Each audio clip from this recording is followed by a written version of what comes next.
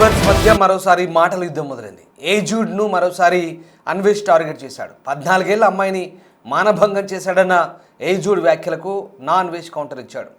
వెనజువేలాలో అమ్మాయి తనకు చెల్లెల్లాంటిదని, అందుకే అన్నం పెట్టి దుస్తులు కొనిచ్చానంటున్నాడు అన్వేష్. బత్తాయినా కొడుక, చెల్లెలతో తప్పుడు సంబంధం అంటగడతావా అంటూ మండిపడ్డాడు. ఏసీ రూములో కూర్చొని వీడియోలు చేసే నీకే అంత ఉంటే ప్రపంచ యాత్రికుడిని నాకెంత ఉండాలంటూ కౌంటర్ ఇచ్చాడు. సీతాదేవిపై తాను చేసిన వ్యాఖ్యలు తప్పేనంటూ అన్వేష్ పశ్చాత్తాపడ్డాడు. ఈ వీడియోలో అన్వేష్ తన తప్పును ఒప్పుకున్నాడు. అయితే ఏజూడ్ని మాత్రం టార్గెట్ చేశాడు. అయితే గతంలో 14 ఏళ్ల అమ్మాయిని తాను అనుభవించారంటూ నా అన్వేష్ వీడియో చేశాడంటూ చాలామంది యూట్యూబర్స్ విమర్శించుకుంటూ వచ్చారు. అయితే అందులో ఏజూడ్ని మాత్రమే అన్వేష్ టార్గెట్ చేశాడు. ఏజూడ్ ఆ మాట అనడంతో, ఆ ప్రస్తావన తీయడంతో అన్వేష్ ఎన్ని రోజుల తర్వాత మళ్ళీ, గతంలోనే ఇద్దరి మధ్య మాటలు యుద్ధం జరిగింది, మళ్ళీ కొంత గ్యాప్ తర్వాత మళ్ళీ నా అన్వేష్ నన్ను అంత మాట అంటావా, తన నాకు చెల్లెల్లాంటిది, తనకి అన్నం పెట్టి బట్టలు కొనిచ్చానంటూ చెప్పుకొచ్చే ప్రయత్నం చేశాడు. మళ్ళీ ఇన్ని రోజుల తర్వాత దీని గురించి పర్టికులర్గా ఎందుకు చెప్పుకొచ్చాడు, అలాగే మళ్ళీ ఇప్పుడు ఎందుకు రియాక్ట్ అయ్యాడు, సీతాదేవిపై తాను చేసిన మాటలు తప్పేనంటూ ఇన్ని రోజుల తర్వాత అన్వేష్ ఒప్పుకున్నాడు. ఇవన్నీ ఒక వీడియో రూపంలో తాను విడుదల చేశాడు. ఒకసారి నా అన్వేష్ ప్రపంచ యాత్రికుడు ప్లాట్ఫామ్పై రిలీజ్ చేసినటువంటి ఆ వీడియోని మళ్ళీ చూద్దాం.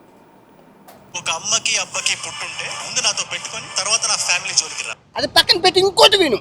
14 సంవత్సరాలు పిల్లని చేసావు కదా, దాన్ని మానభంగం అంటారు. ఓకే, అరే అమ్మాయి నా చెల్లి, నా చెల్లికి 14 సంవత్సరాలు నిజమే. సో నీకేం తెలుసని, వెనిజులా దేశంలో మొత్తం దేశం సంకనాకపోతే అక్కడ ఆడపిల్లలందరూ ఒళ్ళు అమ్ముకొని బతుకుతున్నారు. అక్కడ 5,000 మంది ఉన్నారు. సినారియో చెప్తాను, 5,000 మందిలో 15 సంవత్సరాలు ఉన్నారు, 14 సంవత్సరాలు ఉన్నారు, 12 సంవత్సరాలు ఉన్నారు.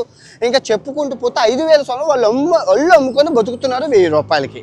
ఓకే, సో నేను అందులో ఒక అమ్మాయిని తీసుకెళ్ళి అమ్మాయికి అన్నం పెట్టి బట్టలు కొని ఆడబడుచులాగా చూసుకొని డబ్బులు ఇచ్చి ఆదరించి పంపిస్తే నువ్వు దాన్ని రేపని చిత్రీకరించో. బత్తాయి నా చాలా చిన్న పిల్లలా ఉంది. ఇంత చిన్న అమ్మాయిని ఎందుకు నాకు ఏడుపు వస్తుంది.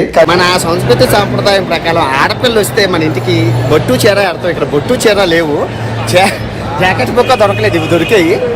బునితో ఇది బాగుంది, ఇది నచ్చింది అని అన్నది ఫోన్లే. కానీ బాగుండమ్మా, బాగా చదువుతా, నేను ఇచ్చిన డబ్బులతో బాగా తిన్నా, ముద్దు పెట్టి ఇక్కడ బాగుండు మంచిది. ఎట్లా డైనోసర్ నువ్వు? నువ్వు డైనోసర్ అయితే నేనే ఉండ. ప్రపంచ యాత్రికుడు నా అన్వేషణ. మా అబ్బా ATM సెక్యూరిటీ గార్డు, మా అమ్మ హ్యాండిక్యాప్ హౌస్ వైఫ్. తొడకోట మీసం మేలేసి చెప్తున్నా, ఏసీ రూమ్లో కూర్చొని సోఫా సెట్ మీద కూర్చొని మైక్ ఆన్ చేసుకొని గూగుల్లో 2 ఫోటోలు తీసుకొని సొల్లు చెప్పే నీకే అంతుంటే, ప్రపంచాలు తిరిగి ఖండాంతరాలు దాటి 130 దేశాలు తిరిగి చూసావా లొకేషన్ ఎలాగుందో? ఎండలో తిరిగి పంచభూతాల సాక్షిగా నికాసైన తెలుగుని, అందులోని భారతీయుని నాకెంత ఉండాలరా? మర్చిపోయావా? ఈ డైనోసర్ అట, ఈ డైనోసర్ అయితే చిన్న వార్నింగ్కే ఒచ్చ పోసుకొని నువ్వు వెళ్ళిపోయావు, వీడియో డిలీట్ చేసావు. అంత భయమా? ఏదవన్నారా, ఇంత భయస్తుడు అయ్యుండి వీడియోలు ఎలా చేస్తున్నావురా? ఏదో మేకపోతే గాంభీర్యం ప్రదర్శిస్తున్నావు. ఈ నవ్వులో తెలియలేదా? ఏదా ఇప్పుడు 14 అమ్మాయి రేపు కేసు, మా చెల్లితో అక్రమ సంబంధం అంటగట్టా ఏమంటావా నీ మీద FIRలు? ఇప్పుడు చెప్పురా, మీ ఇంట్లో ఎంత పెద్ద బొక్క పెట్టుకొని నువ్వు నా మీద ఎలా మాట్లాడుతావు? ఇప్పుడు సీతమ్మ తప్పు అయిపోయింది, నోరు క్షమించండి అన్నాను. నేను చేసింది తప్పే, చెప్పే క్రమంలో మాట దొరికింది, టంగ్ స్లిప్ అయింది, నన్ను క్షమించండి అని 10 వీడియోలో మొత్తుకున్నాను. నువ్వు నీ ఉల్లిపాయల కోసం టమాటాల కోసం నన్ను లాగుతావా? అంటే మీ డబ్బుల కోసం మనిషి మారిపోయినా కూడా సూదుల్లో గుచ్చుకొని తింటారా? 3 మిలియన్ వ్యూస్ వచ్చాయి, 3 లక్షల రూపాయలు.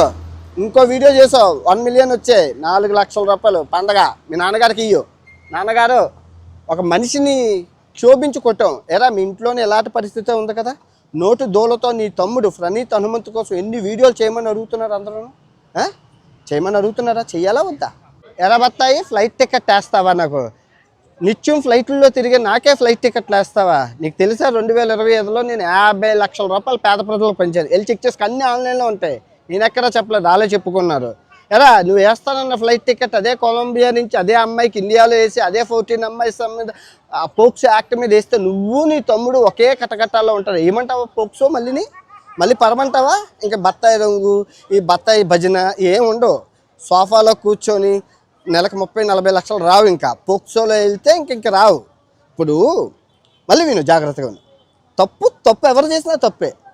మహాభారతం చెప్పాను, రామాయణం చెప్పాను, మొత్తం మహాభారతాన్ని అయితే ఉపవాసం ఉంటుపూట ఉపవాసంతో నిష్ఠాగరిష్ఠుని 60 రోజులు చెప్పాను. ఓకే, ఇండియాలో ఉన్న దేవాలయాలన్నీ చూపించాను, ప్రపంచంలో ఉన్న దేవాలయాలన్నీ చూపించారు. 130 దేశాలు తిరిగాను. రెస్పెక్ట్ ఇవ్వాలా లేదా? 6 సంవత్సరాల నుంచి తిరిగిన రెస్పెక్ట్ ఇవ్వాలా లేదా ట్రావెలర్కి? ఒక హిందువు మీద హిందువు యుద్ధమా? పని పాట ఉందరా నీకేమైనా? సారీ చెప్పాను కదా. అన్ని చేసినోని సీతమ్మ తల్లిని నేను ఎందుకంటాను? మన దేశాన్ని నేను ఎలా చేయాలనుకుంటున్నాను రా. బత్తాయి అంటే ఆంజనేయ స్వామి మాల వేసిన వాళ్ళు అంటావు నువ్వు ఇలా చేస్తున్నావు. బత్తాయి అంటే ఆంజనేయ స్వామి, పళ్ళు పోతాయి నా కొడుకు. నిన్నెవడు అదే అంటాను. నీ తండ్రి ఐఏఎస్ అయ్యి ఉండొచ్చు, మీ తల్లి డాక్టర్ అయ్యి ఉండొచ్చు, కానీ నువ్వు నీ తమ్ముడు పూర్వం బోపు. బత్తాయికి ఆంజనేయ స్వామికి ముడిపెట్టి మత విద్వేషాలు రెచ్చగొడుతున్నావు. అరే ఇలా అవ్వద్దా మన దేశం? ఇలా అవ్వద్దా? ఇంకెప్పుడు అదే అదే అదే జై శ్రీరామ్, అదే బత్తాయి, అదే ఆంజనేయ స్వామి, అదే సీతమ్మ, అదే మతం మీద అలా తీసుకెళ్తూ ఉంటారా మీ బతుకులంతా? మీ బత్తాయి గ్యాంగ్ అంతానా? అభివృద్ధి అవేం వద్దు. ఎన్ని సమస్యలు ఉన్నా ఎన్ని వదిలేసి ఎన్ని రేపులు జరిగే. నిన్న బీహార్లో 8 ఏళ్ళ అమ్మాయిని రేపు చేశారా? 6 ఏళ్ళ అమ్మాయిని రేపు అది వదిలేసి అన్నీ మన త్రిపురలోని ఉత్తరాఖండ్ ఇండియాని చంపేశారు. అవన్నీ వదిలేసి దీన్ని క్షమించమని అడిగినా కూడా మీరు అలా కాకుల్లాగా గెద్దల్లాగా పీక్కొని తింటారా? ఒక విషయం చెప్పు, మీ ఇంట్లోని ఇదే సమస్య కదా, నీ తమ్ముడికి నోటు దోలే కదా.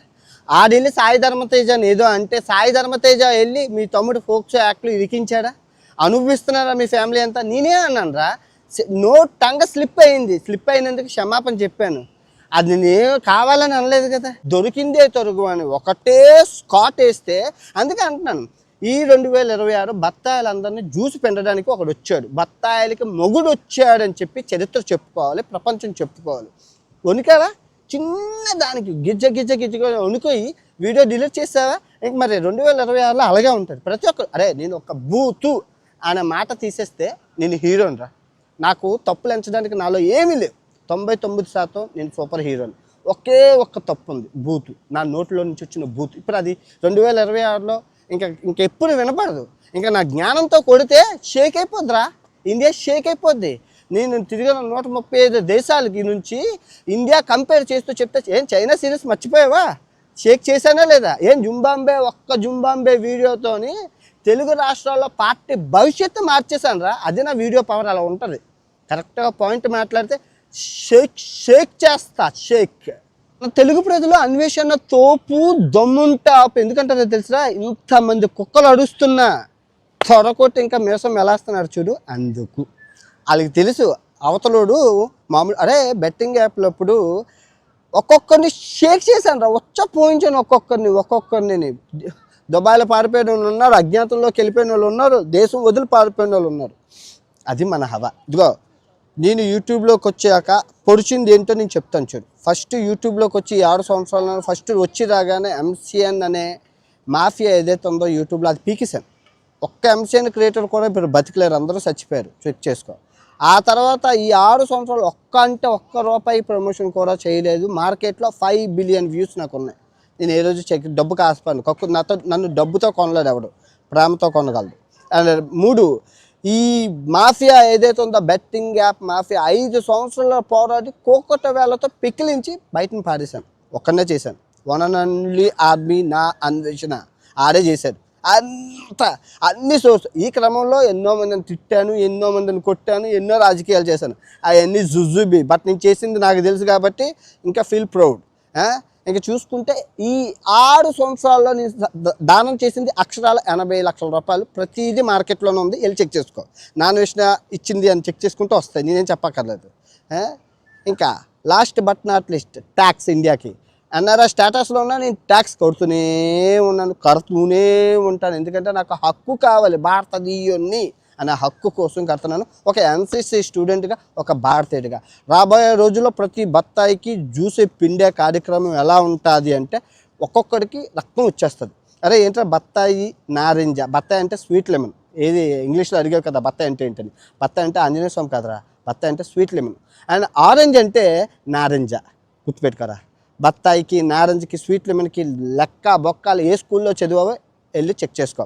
ఓకే, ఇంకా రాబోయే రోజుల్లో భారతీయుడు ఎలా ఉంటాడో, నిజమైన భారతీయుడు సర్వమత సమ్మేళనం సబ్కా మాలకే ఏకే అనే నినాదంతో ముందుకు ఎలా కొట్టుకొని వెళ్తాడో, అన్ని మతాలను ఎలా గౌరవిస్తాడో, బూతు మాటలు ఆడకుండా ఎలా ఉంటాడో చూస్తూ ఉండు. ఓకే, మీ మమ్మీ గారికి, నాన్నగారికి హాయ్ చెప్పానని చెప్పు. ప్రపంచ యాత్ర కోసం నుంచి మలేషియా కౌలాలంపూర్